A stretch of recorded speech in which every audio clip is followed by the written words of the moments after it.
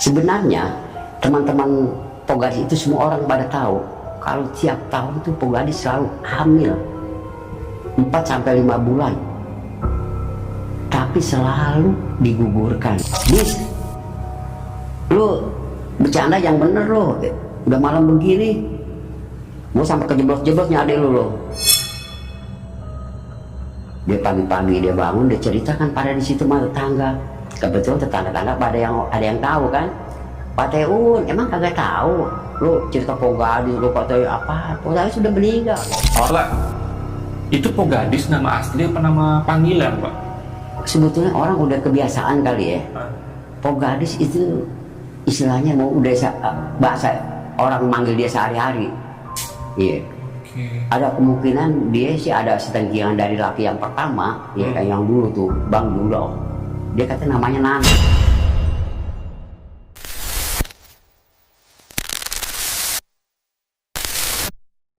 Assalamualaikum warahmatullahi wabarakatuh. Selamat malam warga bumi. Kembali lagi sama gue John Arya di YouTube channel Titik Koma. Dan seperti biasa, di studio ini udah kedatangan narasumber yang tentunya punya kejadian-kejadian menyeramkan yang menarik untuk dikisahkan. Jadi kalau kalian nonton episode perdana Sidak Misteri, kalian pasti notice sama Pak Warta yang punya pengalaman horor sewaktu Pak Warta ini tinggal di gubuknya di bantaran Sungai Ciliwung. Dan sekarang saya sudah mengundang lagi Pak Warta untuk mengisahkan kejadian yang terjadi di kampung halamannya. Penasaran sama kisahnya? Langsung aja kita kenalan sama Pak Warta. Assalamualaikum Pak Warta.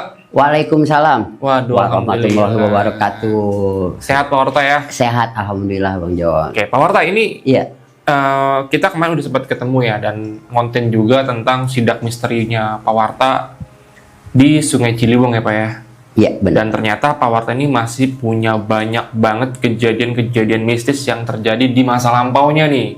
Benar. Benar ya Pak ya? Benar. Nah kali ini Pak Warta mau cerita tentang apa?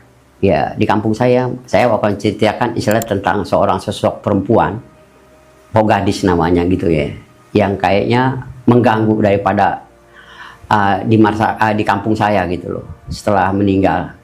Setelah meninggal? Iya, setelah meninggal mengganggu di kampung saya. Kalau betulnya meninggalnya kenapa tuh? Itu mau melahirkan. Mau melahirkan. Jadi ada seorang perempuan yang namanya Pogadis meninggal saat melahirkan. Saat mau melahirkan. Terus mengganggu warga nih, mengganggu warga. Penasaran nih ya teman-teman ya. Sama. Saya juga penasaran mau dengar cerita lengkap dari Pak Warta. Pak, kalau boleh tahu itu kejadian tahun berapa? Ingat nggak? Itu kejadiannya kalau tidak salah tahun 1965 sampai 1970-an lah. 65, 70? Iya. Belum lahir Pak? Belum lahir, iya. Makanya itu saya udah mengalami segala pengalaman yang saya alami. Aduh, nih saya jadi penasaran nih. Oke, teman-teman, sebelum kita masuk ke cerita, gue mau ngajak kalian yang punya kisah menyeramkan. Kalau kalian mau jadi narasumber, duduk di sini samping gue nih untuk menceritakan kejadian-kejadian mistis. Kalian bisa langsung DM ke Instagram pribadi gue atau Instagramnya Titik Koma. Dan gak usah lama-lama lagi, langsung aja kita dengarkan kisah lengkapnya hanya di Titik Koma. Shh, hati-hati teman.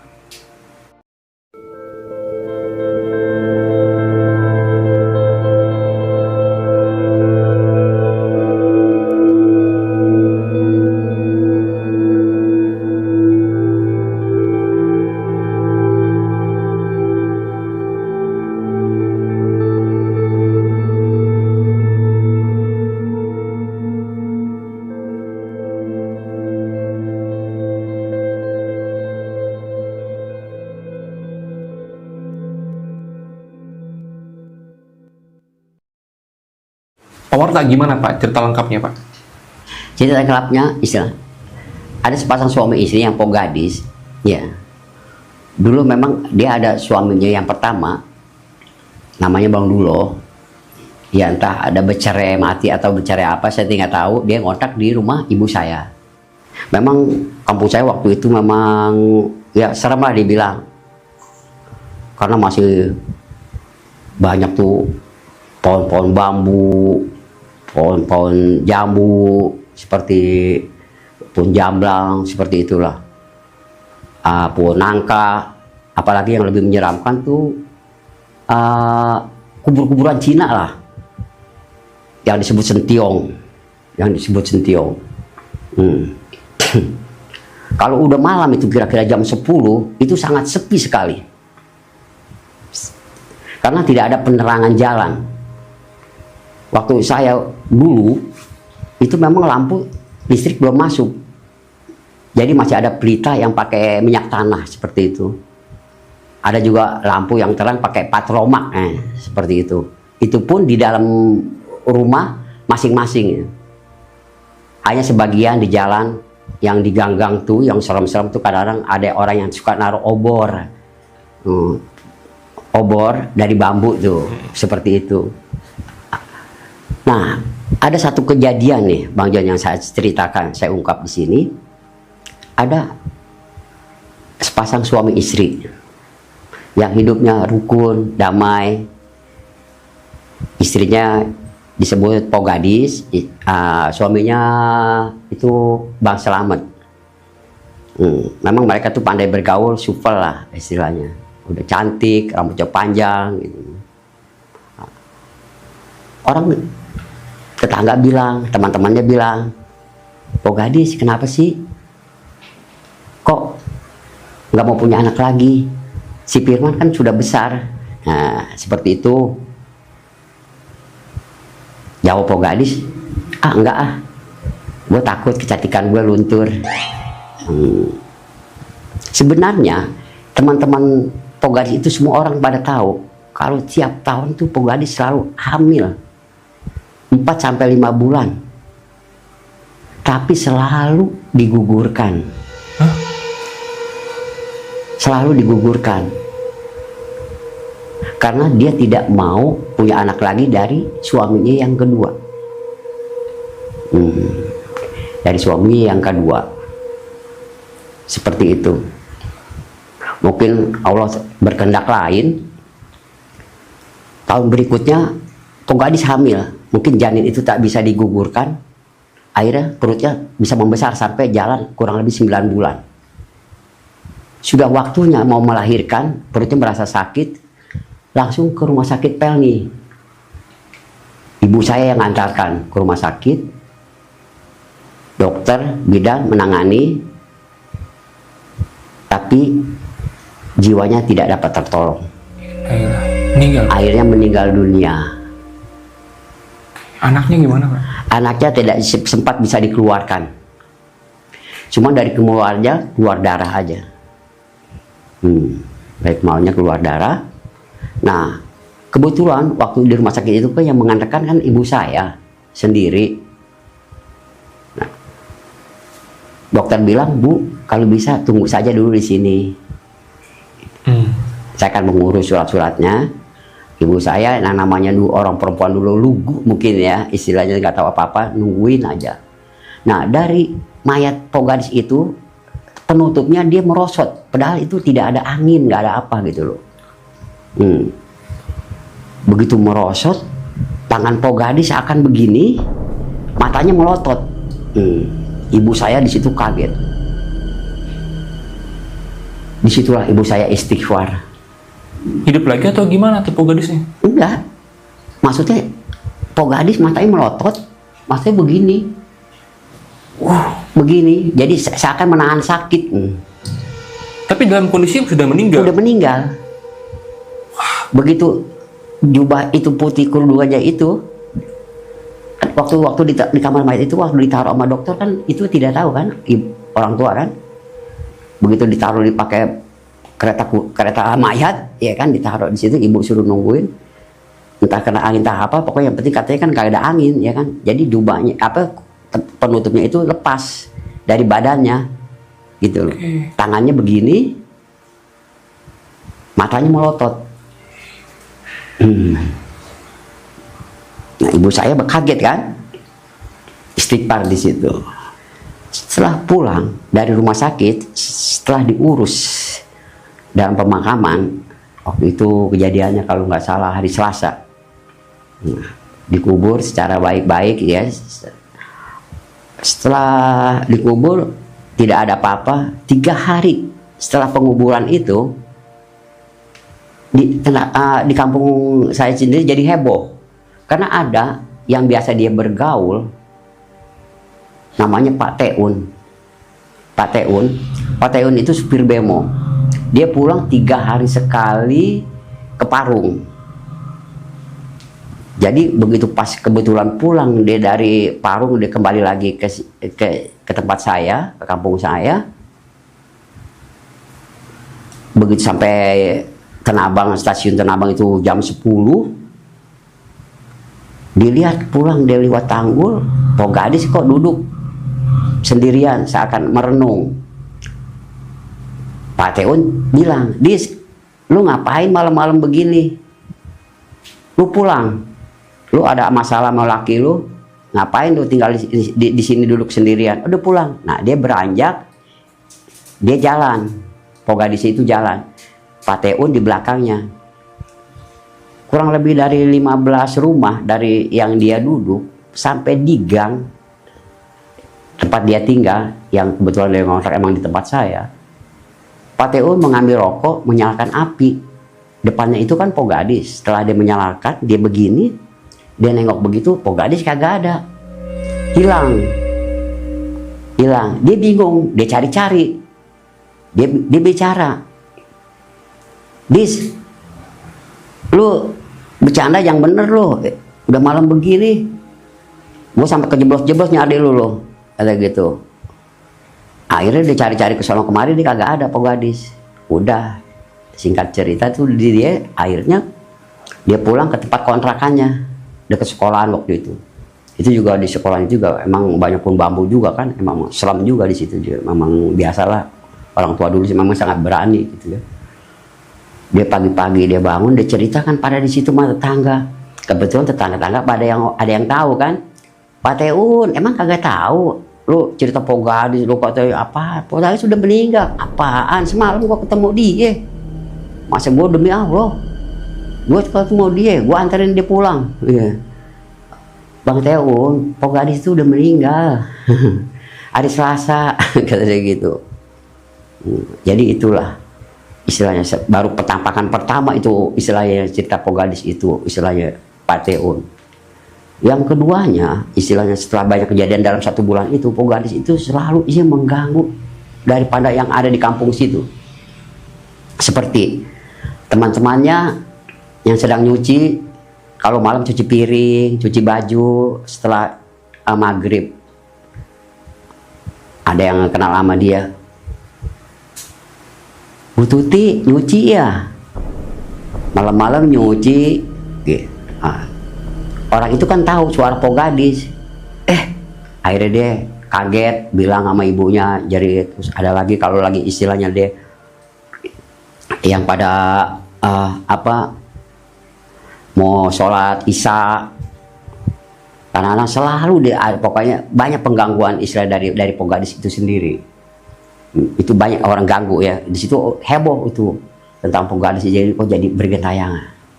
Ya, yang ketiganya kebetulan di dekat beberapa rumah dari rumah saya tuh ada yang seperti Porodie. Dia ceritanya pacaran, kebetulan pacarnya orang Jatipulo. Begitu di sana kan waktu itu ya, kalau jam 10 kira-kira itu udah malam ya, enggak ya, mungkin udah malam waktu itu, jam 10 udah malam. Dia pulang jam 10, dia kebetulan kan bawa Vespa, motor Vespa waktu itu. Dia pulang, dia starter motornya mau pulang itu. Karena kan memang yang saya ceritakan di kampung saya itu kan, itu banyak pohon yang besar-besar, seperti pohon bambu, pohon nangka, pohon jambu gitu ya. Apalagi sentiong. Gang yang begitu menyeramkan lah, gelap lah seperti di desa gitu ya. Akhirnya Bang Joni itu motornya ditarik-tarik, seakan nggak mau jalan. Dia noleh ke belakang, tapi nggak ada orang. Dia penasaran, sampai dia keringetan, panas dingin, didorong lagi motor jalan hidup nih, motor hidup. Akhirnya dia begitu dilepas motornya karena ada yang tertawa. Jadi ini motor umpamanya dekat dia, di sininya kan pohon bambu gitu, ada pohon nangka, di situ ada perempuan ketawa gitu.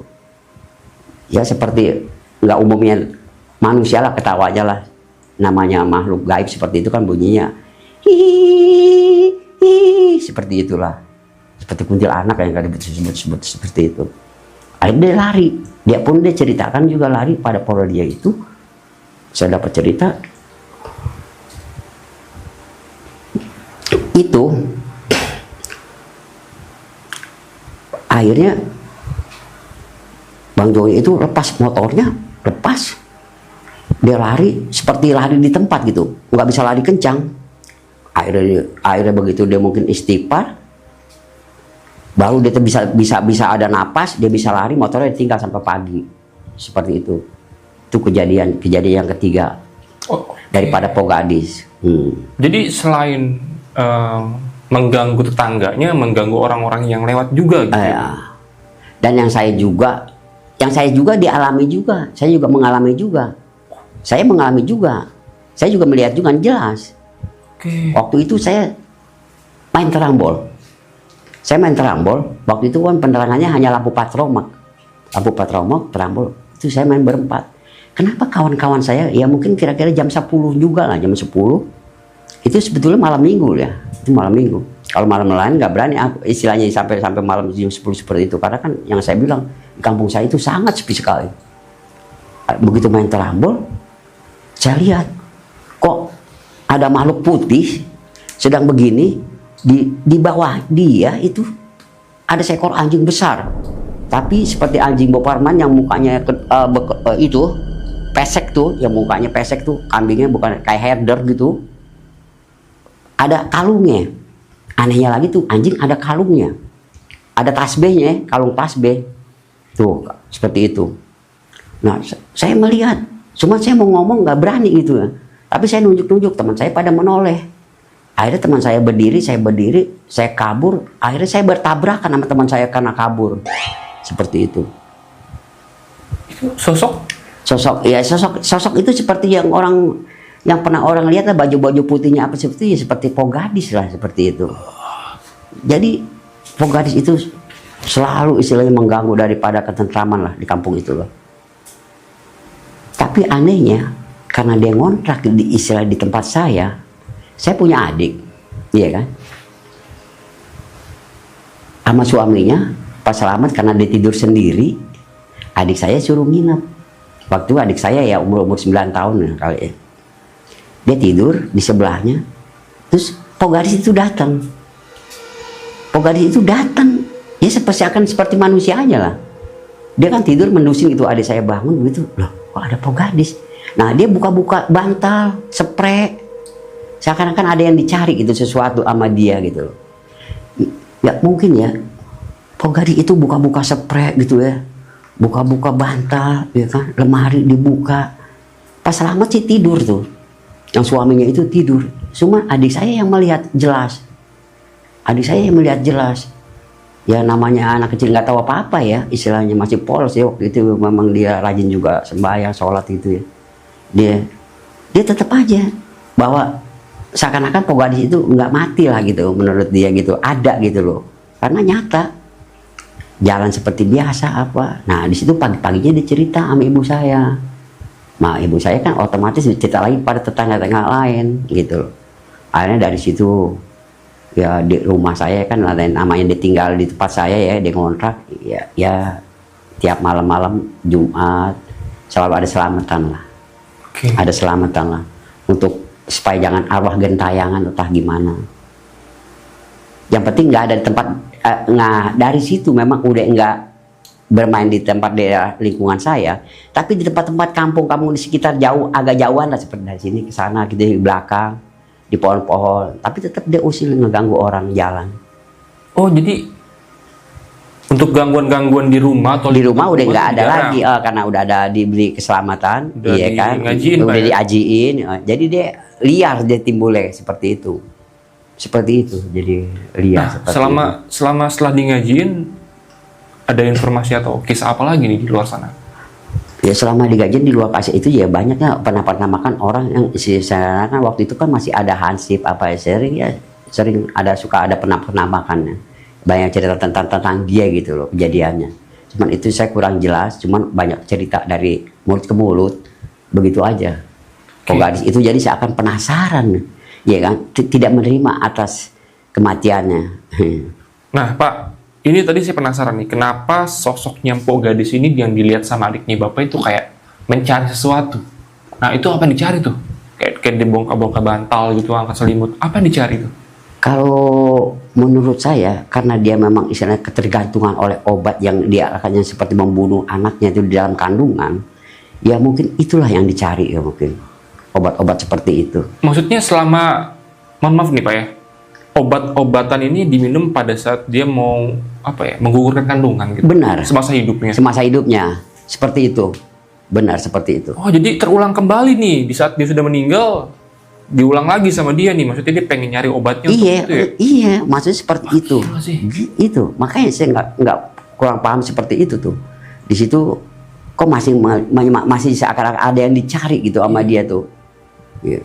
Ya mungkin kan waktu diumpat-umpat di bawah bantal sama itu kan, sama di bawah spray apa kan, tanpa tahu suaminya gitu loh. Seperti itu. Pak Warta, pada saat Pogadis meninggal kan usia kandungannya udah 9 bulan ya Pak ya, udah mendekati prosesi kelahiran. Dan tadi Pak Warta bilang kalau anaknya ini nggak sempat dikeluarkan Nggak dalam sempat perutnya. dikeluarkan, jadi mati di dalam perut gitu. Berarti dikuburnya bareng sama ibunya juga nih? Iya, benar. Oke. Tapi nggak tahu sempat tuh anaknya laki-laki perempuannya belum ketahuan. Kurang tahu. Waktu itu kan belum ada apa sih yang zaman sekarang. Sesar ya. Sesar di scam gitu ya. Belum ada gitu ya, yang di foto-foto itu pakai sinar gitu. Waktu itu kan belum ada. Ini saya udah kebayang banget pada zaman dulu ya, tahun 60-an ya.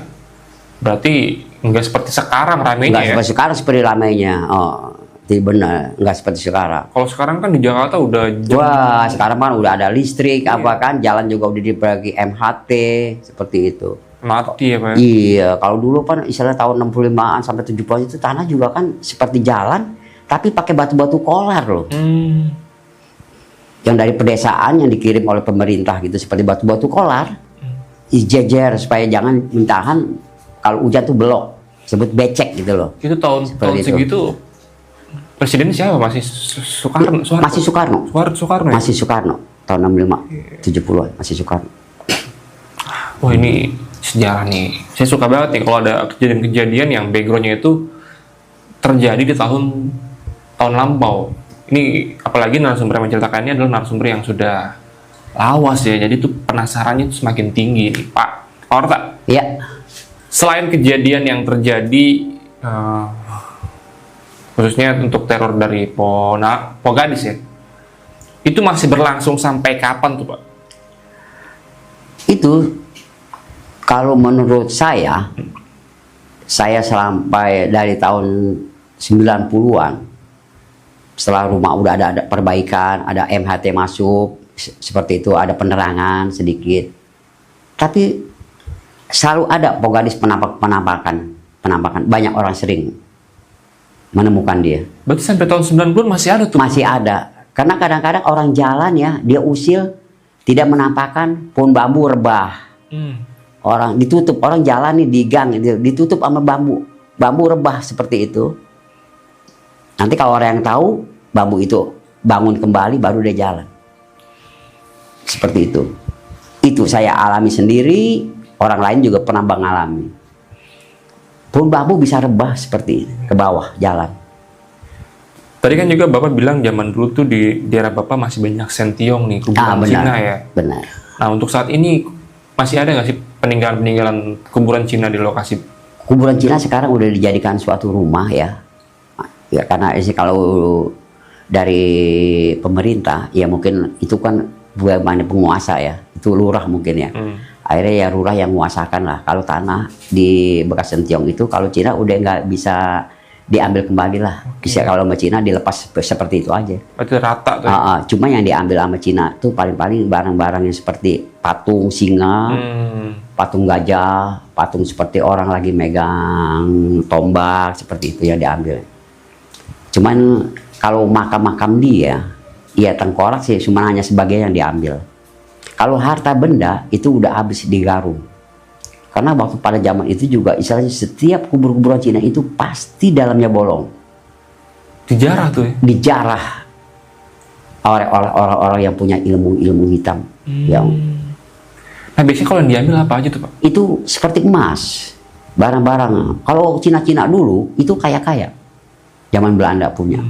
Cina-Cina dulu kaya-kaya. Jadi kalau disebut sentiong itu pasti kuburan orang kaya. Cina-Cina itu orang kaya. Pasti di dalamnya seenggaknya ada berlian, mungkin juga ada emas batangan, seperti itu. Karena kalau Cina itu dibawa mati. Dibawa mati hartanya. Dibawa mati harta bendanya, seperti itu. Berarti Sentiong itu adalah sebutan untuk kuburan orang-orang Tionghoa yang yang kaya lah, istilah yang kaya. kuburan sultan kalau sekarang Kuburan kali ya. sultan lah, benar. Orang seperti kaya itu, tuh ya. orang kaya. Makanya kan dia ubinnya aja tuh lantainya tuh pakai marmer. Pakai marmer, coba bayangkan. Dingin tuh ya. Adem tuh. Marmer, iya. Itu kalau umpamanya hujan, karena itu memang begitu bagus gitu, tembok-tembok begitu ya. Kalau hujan kan kadang-kadang marmer itu kan tergenang air buat pertemuan dia kan, kalau ada saudara-saudara datang. Kalau nggak dikunjungi beberapa tahun, itu kan karena air hujan timbul air lah. Timbul air, banyak ikan-ikan di situ. Oh, Seperti- genangannya jadi Genangannya jadi tempat banyak ikan tuh, jadi banyak ikan. balongan ya? Jadi banyak ikan di situ. Dipancingin tuh. Dipancingin. Tapi saya juga mengalami seperti itu. Seperti ikan gabus, ikan sepat gitu. Iya, iya. Ikan-ikan mujair seperti itu. Ini kan lokasinya di daerah bilangan Jakarta Pusat ya Pak ya? Di daerah Jakarta Barat. Oh, Jakarta Barat. Jakarta Barat, Pondok Bangkong itu. Pondok Bangkong. Pondok Itu jatuh Bangkong masuk ke seperti itu. Kota Bambu, Bang. Iya, termasuk wilayah Gang Harlan kalau Gang Harlan, sekarang ya? Gang Harlan. Nah, jadi untuk Gang Harlan. lokasinya ini berada di kawasan Jakarta Barat, perbatasan dengan Jakarta Pusat Pak ya? Tepatnya Benar. dekat stasiun Tanah Abang. Tahun 60-an loh. Tahun 60 sampai tahun 70-an. Kalau sekarang nama lokasinya udah berganti nama jadi apa Pak? Udah jadi Gang Prihatin. Gang Prihatin Gang sekarang. Prihatin. Kalau depannya tetap akhirnya sekarang jadi KS Tubun. Oh, KS Tubun. ya? KS Tubun Oh, ini depan jadi mesin depan tekstil. KS Tubun Iya, ya? KS Tubun. Depan mesin tekstil itu. Seperti itu. Pak Warta, sekali lagi terima kasih banyak ya sudah memampir lagi dan cerita tentang kejadian-kejadian yang terjadi nih Pak ya. Nah, sebelum kita close nih Pak ya, dari kisah yang Bapak ceritakan nih, kira-kira nih ada nggak sih pesan dan kesan yang mau Bapak sampaikan, khususnya buat teman-teman yang nonton di rumah nih? Ya, buat kesan dari saya yang nonton-nonton di rumah gitu ya. Ya, terutama kepada ibu-ibu rumah tangga lah. Kalau memang istilahnya udah berumah tangga, kalau suatu kehamilan itu adalah kan dari kurnia Allah ya, harus diterima lah. Jangan istilahnya dengan alasan lah untuk istilahnya nanti kecantikan hilang lah. Kalau memang udah diberkati oleh sama Allah, sudah dikasih apa rezeki, semua terima aja. Karena anak itu adalah suatu titipan lah, yang akan membawa pada diri kita sendiri untuk membantu. Oke. Apalagi kalau sampai cara yang dipakai itu harus menggugurkan dengan cara minum-minum obat. Minum obat itu. Gitu ya. Itu kan selain membahayakan buat janin, bahaya juga buat diri sendiri ya Pak ya. Benar. Itu yang ditakutkan ya. Makanya kalau belum siap punya anak, jangan nikah ya Pak ya. Jangan nikah, benar. Lagian takut banget cantiknya hilang. Kalau cantik mah cantik aja Cantik Pak ya. mah cantik aja. Ngapain harus takut? Iya, takut. Kenapa harus kecantikannya? Iya. Karena punya anak takut luntur. Ya, itu kan kurnia dari Allah. Oke, dan jadi seperti itu nih pesan-pesan dari Pak Warta nih. Pak Warta, itu Pogadis nama asli apa nama panggilan Pak? Sebetulnya orang udah kebiasaan kali ya. Pogadis itu istilahnya mau udah bahasa orang manggil dia sehari-hari. Iya. Oke. Ada kemungkinan dia sih ada setengkian dari laki yang pertama, ya kayak yang dulu tuh, Bang Dulo. Dia katanya namanya Nani gitu loh. Namanya Nani. Berarti panggilan terkenal itu panggilan tenarnya Pogadis. Pogadis, karena dia selalu cantik ya, selalu dandan terus. Primadona gitu lah ya. Primadona. Rambutnya panjang, hidungnya mancung, ya kan seperti itu. Iya. Ya, karena kan dengan kawin yang kedua, entah kejadiannya apa saya tidak tahu. Ada dari yang pertama, jadi dari yang kedua tuh suaminya dia nggak mau punya anak lagi. Dari pernikahan yang pertama ini punya anak berapa? Punya anak satu tuh, Firman. Si Firman tadi itu? Firman tadi itu udah gede. Oke. Pak Warta sekali lagi makasih banyak ya Pak ya. Iya. Sehat-sehat selalu buat Bapak. Nanti saya punya janji sama Bapak nih. Iya. Di video pertama itu kan di Sidak Misteri kan saya mau tidur di tempat Bapak tuh. Oh, iya. Jadi boleh nggak sih semalaman aja saya tinggal di situ untuk merasakan sensasinya gitu. Boleh Bang Boy. Boleh ya? Boleh Bang Jon. Kalau Tapi memang sendiri. istilahnya mau merasakan, nggak apa-apa sendiri. Ya nggak apa-apa. Boleh ya? Terus terang aja. Yang penting di hati kita. Kalau kita berbuat baik, ya mudah-mudahan tidak ada satupun yang mengganggu kita. Kecuali memang diri kita hayal yang tidak bagus gitu ya dalam pikiran. Kalau kita tenang, ya kan, dengan memuji istilah nama-nama Allah, kita tidur baik-baik, apakah jangan ada yang meminta yang tidak, yang mungkin diharapkan gitu ya. Insya Allah tidak ada apa-apa. Oke, teman-teman, jadi sesuai dengan janji gue di episode perdananya Sidak Misteri, mungkin kalau kalian nonton dan notice, gue tuh pernah bilang gue pengen tinggal di tempatnya Pak Warta selama semalam dan sendirian. Jadi mungkin gue akan coba untuk tinggal di sana, dan nanti teman-teman juga harus tonton ya videonya ya. Pak Warta, sekali lagi terima kasih banyak. Terima Salam kasih untuk banyak. keluarga di rumah. Sama-sama. Dan itulah kisah yang diceritakan oleh Pak Warta. Dan semoga ada hikmah yang selalu bisa diambil dari setiap kisah yang dikisahkan oleh narasumber kita pada malam hari ini. Ambil sisi positifnya, buang sisi negatifnya. Dan gue juga mau ngingetin buat kalian yang punya kisah menyeramkan, kalau mau jadi narasumber seperti Pak Warta, kalian bisa langsung DM ke Instagram pribadi gue atau Instagramnya @titik_koma. Dan akhir kata, gue John Arya, host tertampan, dan Pak Warta mau pamit undur diri. Assalamualaikum warahmatullahi wabarakatuh. Pak Warta, terima kasih banyak. Sama-sama.